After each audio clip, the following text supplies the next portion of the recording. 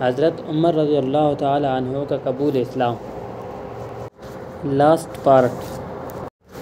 حضرت عمر رضی اللہ تعالی عنہ کے اسلام لانے پر یہ کیفیت تو مشرکین کی ہوئی تھی، باقی رہے مسلمان تو ان کے احوال کا اندازہ اس سے ہو سکتا ہے کہ مجاہد نے ابن عباس رضی اللہ تعالی عنہ سے روایت کیا ہے کہ میں نے عمر رضی اللہ تعالی عنہ بن خطاب سے دریافت کیا کہ کس وجہ سے آپ کا لقب فاروق پڑا، تو انہوں نے کہا مجھ سے 3 دن پہلے حضرت حمزہ رضی اللہ تعالی عنہ مسلمان ہوئے۔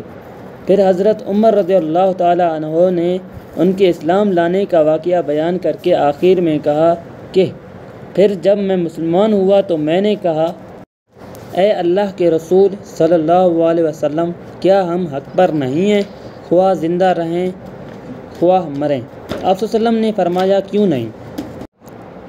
اس ذات کی قسم جس کے ہاتھ میں میری جان ہے، تم لوگ حق پر ہو، خواہ زندہ رہو خواہ موت سے دوچار ہو۔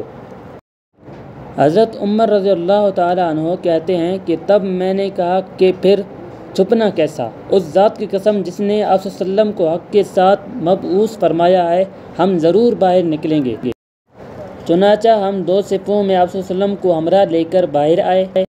ایک صف میں حمزہ رضی اللہ تعالی عنہ تھے اور ایک میں میں تھا۔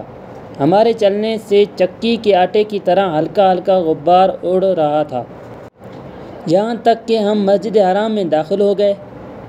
حضرت عمر رضی اللہ تعالی عنہ کا بیان ہے کہ قریش نے مجھے اور حمزہ رضی اللہ تعالی عنہ کو دیکھا تو ان کے دلوں پر ایسی چوٹ لگی کہ اب تک نہ لگی تھی۔